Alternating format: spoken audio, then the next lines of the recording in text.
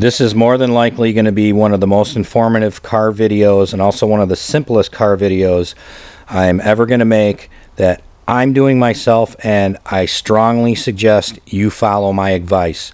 So what am I talking about here? I'll give you the meat and potatoes to start. It revolves around the spare tire.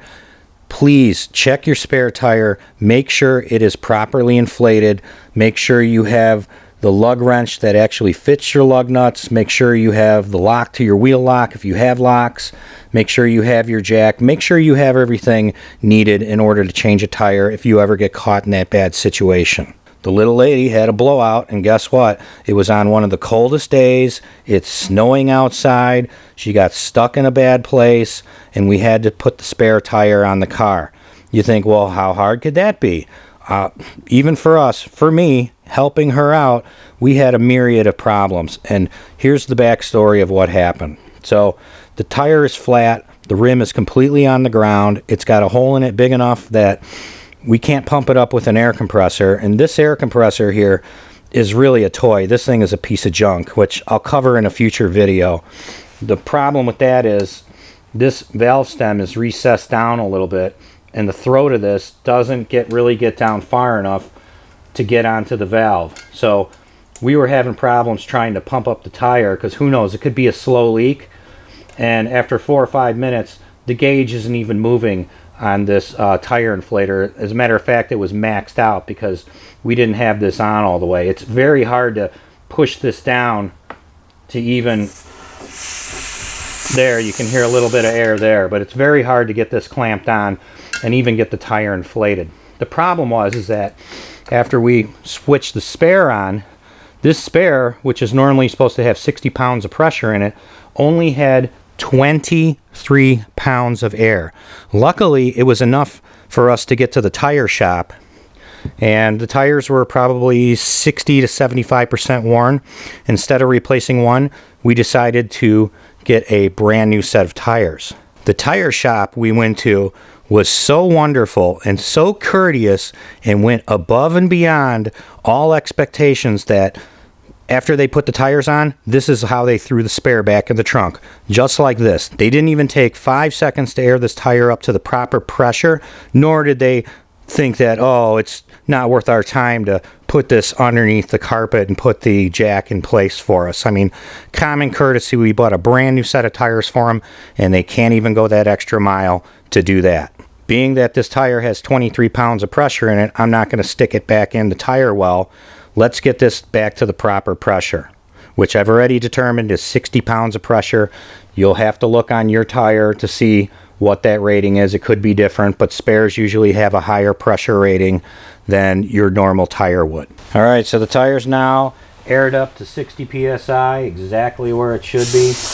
And one other thing I found out with this valve, well, you know, it was so cold out, we were in a rush. Your rational thought goes out the window. I could have just pushed this down and probably got this on properly if I had gotten it from the back side. But since it was cold out, we were freezing, you don't want to be outside, I didn't think of it at the time. That's why we went out and bought a different air compressor with the screw-on kind, so that that's not a problem. We carry an air compressor in the trunk of our vehicles as a just in case anyways. Now I'm going to have one, and she will have one too. It also might not be a bad idea to just double check the pressure, because sometimes these gauges might not be as highly accurate as they should be, and you know, hey, just double check it. It only takes a second. Now this tire gauge only goes up to 50, and it went a little bit past, so I'll call it 60. It's good. Now I just happen to have 3 of these gauges, and double checking them, the one on the left, maximum 50, the one in the middle, maximum 75, and this one on the right, maximum 120. I happen to like this one on the left because it's the easiest to read. I'm never going to inflate anything past 75 or even to 120. So this is the one I'm probably going to choose to keep in my glove box. Once again, to reiterate, the proper inflated pressure your tire needs to be on this tire, it couldn't be any bigger. Inflate to 420 kPa in case you're on the metric system, or 60 PSI. That's what we're looking for, the PSI, pounds per square inch. Unless you're in a country that goes by the KPA system, you go to 420. Once again, like I mentioned, do you have the proper accessories in order to jack up the car, even to replace the tire? Right here, yes, I've got the lug wrench. Is it frozen? Is it usable? Take this over to the tire, put it on the lug nut, make sure it is the correct size.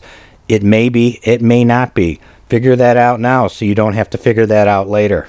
It may also be worthwhile too to practice jacking up the car.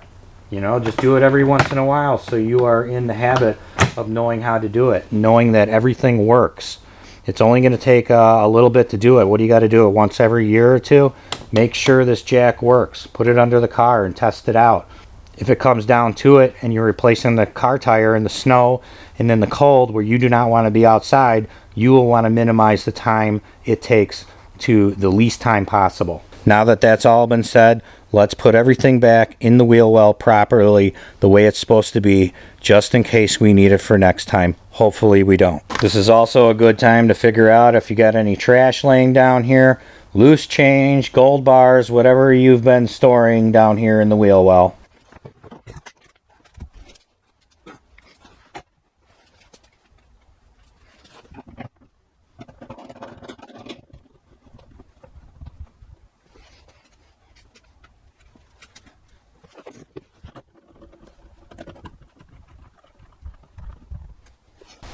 Most trunks near the trunk area have more explicit instructions for you if you're not sure how to work the lug wrench or the jack, but I'm not going to go over that. That should be on your individual car itself. There, now the spare tire is put away properly. We have all the tools. It's inflated to the correct pressure. One last step, if you want to be as thorough as I'm being here, put a tag here on the trunk that says spare was last checked January 2024, inflated to 60 psi. This way you know when was the last time you checked it, and you also know what it needs to be inflated to. Now to wrap things up, there's a couple little knobby plastic dealy guys that go in place here to help hold the carpet down. It's also for the cargo net. The tire inflator has now been boxed up in the box. Normally I'd probably put that down there where the spare tire goes, but you never know if you might have to come to somebody else's rescue and pump up their tire. You have the part that they need, and they will thank you profusely forever. Hopefully you're going to get off your rump after watching this video. If you made it all the way through to the end, check your tire, check your jack, check your lug wrench, make sure you have all the parts you need. Even go through a mock changing the tire just so you know what to do in good conditions, so it will save you the time if you get stuck in bad conditions. Hope you enjoyed the tips I have here for you today, and thanks for watching.